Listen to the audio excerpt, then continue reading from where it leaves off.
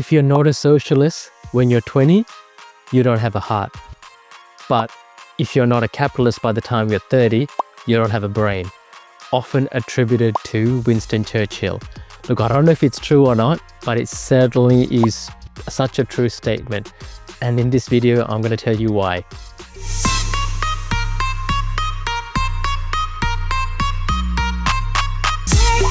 Hi, my name is Utopia. I talk about health, wealth, and happiness. So this one's obviously about wealth and maybe a bit of a happiness as well, right?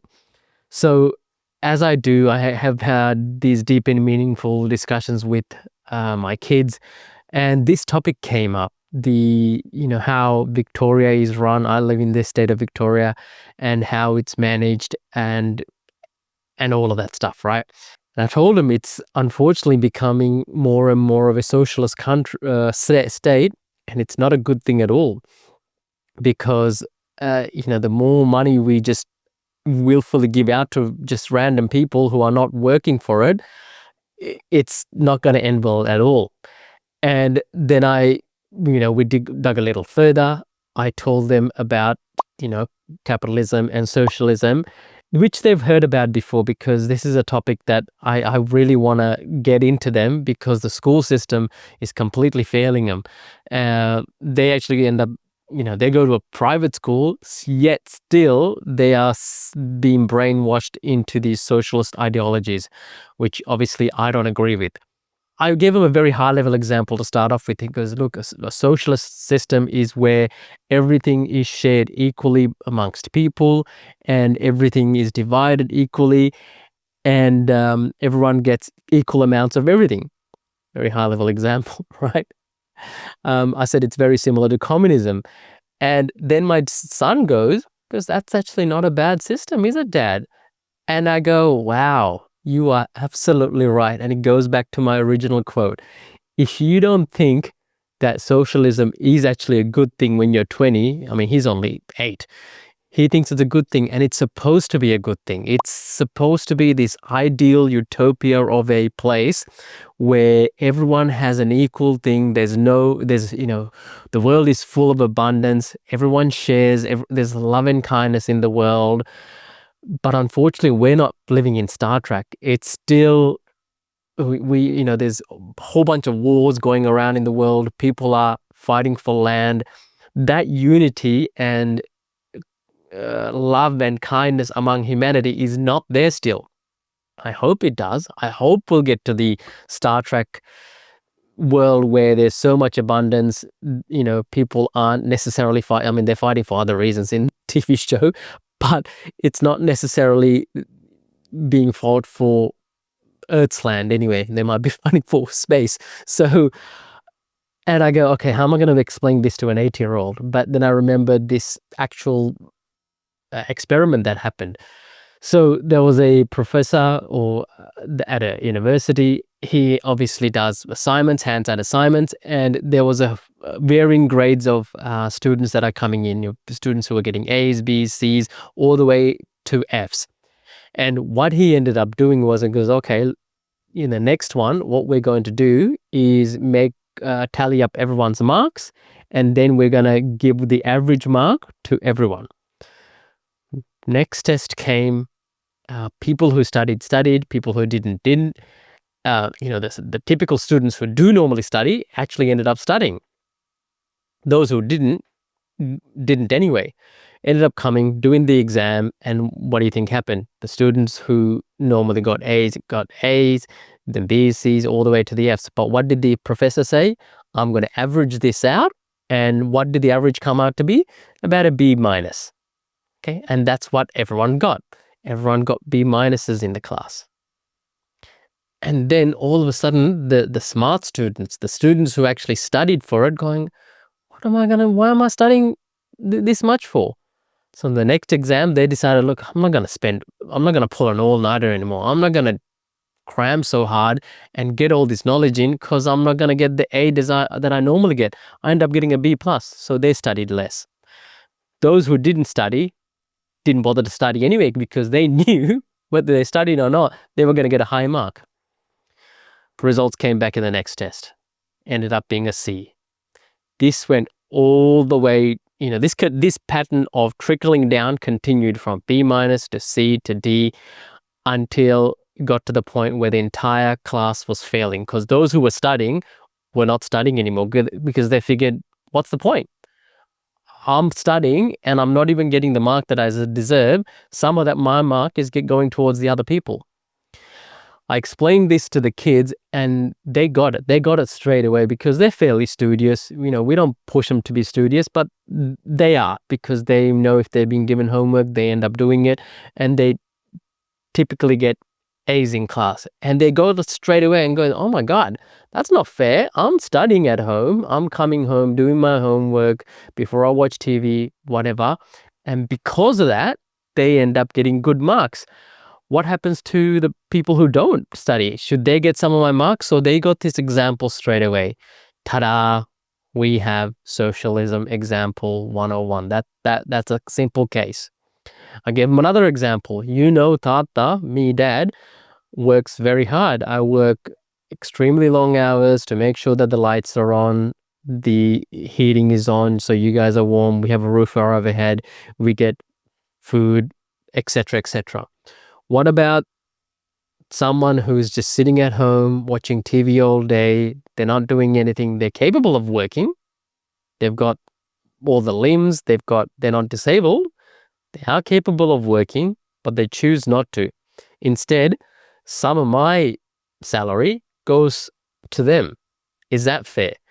Believe it or not, this is what happens in Australia today. I pay a lot of taxes, so the government can just distribute this as they see fit. And I've already gone through the subject of taxes before, and I've mentioned my views on it, and I even played a clip of it, of Kerry Packer, which is awesome.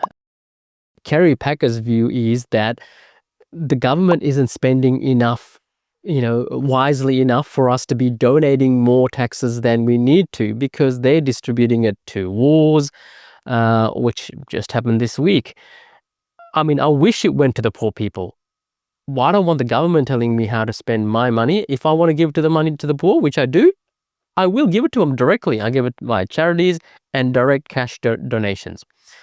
By the time that the government gets involved, it goes nowhere.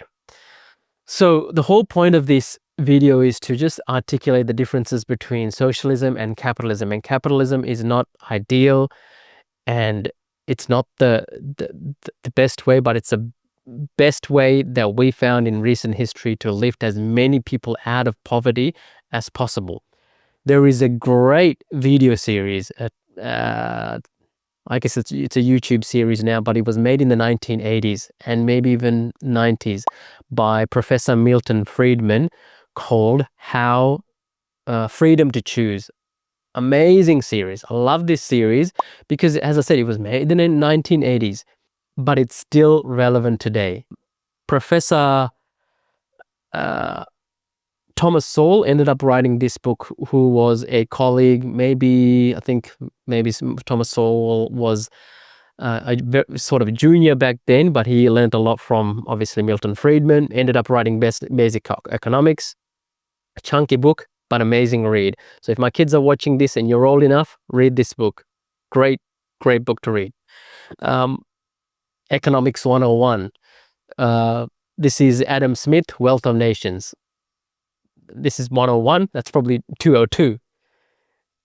Then sort of understanding economics in real world examples and parables and stories. Peter Schiff, who is a economist and commentator, who is an Austrian school of thinking, wrote this book, Why Economy Grows and It Crashes. Amazing book. I love this book. His dad is a true freedom fighter who imparted his knowledge to Peter and his brother Andrew, and he ended up putting this into a book. Amazing book. I love this book.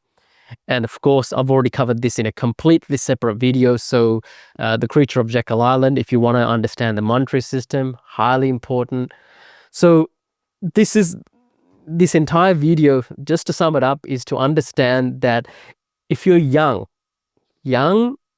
unfortunately, you're probably dumb to the point that you think socialism actually works at a larger scale. And communism is obviously its ugly sister. It's great that you think that, and I applaud you for it because you have got a good heart.